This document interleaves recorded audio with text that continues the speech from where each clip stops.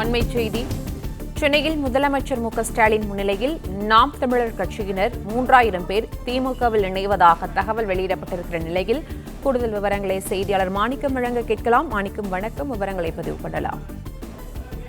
திமுகவில் தங்களை இணைத்துக் கொள்வதற்காக நாம் தமிழர் கட்சியில் இருந்து 3000 நபர்கள் இன்றைய தினம் அண்ணா அறிவாலயத்திற்கு வந்திருக்கிறார்கள். குறிப்பாக நாம் தமிழர் கட்சியினுடைய தலைமை ஒருங்கிணைப்பாளர் சீமான் மீது அதிருப்தி தெரிவித்து கடந்த சில மாதங்களாகவே கட்சியில் இருந்து ஆங்காங்கே ஒரு சில நிர்வாகிகள் வெளியேறி வந்த சூழல்ல தற்பொழுது பெரியார் கொடுத்த விவகாரங்கள்ல சீமான் பேசியதற்கு பிறகு அந்த சர்ச்சையின் காரணமாக பல்வேறு நிர்வாகிகள் அதிருப்தியின் காரணமாக தற்பொழுது அந்த கட்சியிலிருந்து விலகி வரக்கூடிய சூழல்ல 3000 நபர்கள் நாம் தமிழர் கட்சியில் இருந்து விலகி திமுகவில் இணைவதாக தற்பொழுது சொல்லப்பட்ட நிலையில தற்பொழுது அதற்கான அது ஒரு விழாவாக அண்ணா அறிவாலயத்தில் அதுக்கான ஏற்பாடுகள் செய்யப்பட்டிருக்கின்றன. குறிப்பாக சென்னை தேனாம்பேட்டையில் இருக்கக்கூடிய அண்ணா அறிவாலயத்துல திமுகவுடைய தலைவரும் தமிழ்நாடு முதலமைச்சரான மு.க.ஸ்டாலின் முன்னிலையில 3000 நபர்கள் இன்றைய தினம் திமுகவில் தங்களை இணைத்துக் கொள்ள இருக்கிறார்கள்.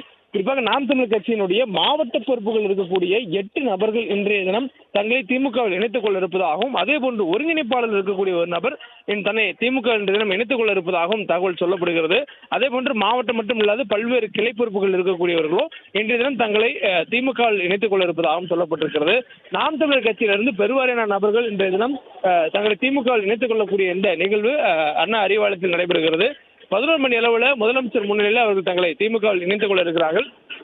தொடர்ந்து அதற்காக வரக்கூடியவர்கள் வரிசையில் காத்திருந்து அவர்களுடைய பெயர் பதிவு கொடுக்கப்பட்டு அவர் எந்த பொறுப்பில் இருக்கிறார்கள் என்ற விவரங்களை சொல்லி தற்பொழுது அங்கிருந்து தங்கள் திமுக இணைத்துக் கொள்வதற்கான படிவத்தை நிரப்பி தற்பொழுது அண்ணா அறிவாலயத்துக்கு பின்னிருக்கக்கூடிய கலைஞர் அரங்கிற்குள் ஒவ்வொருவராக செல்லக்கூடியதை பார்க்க முடிகிறது.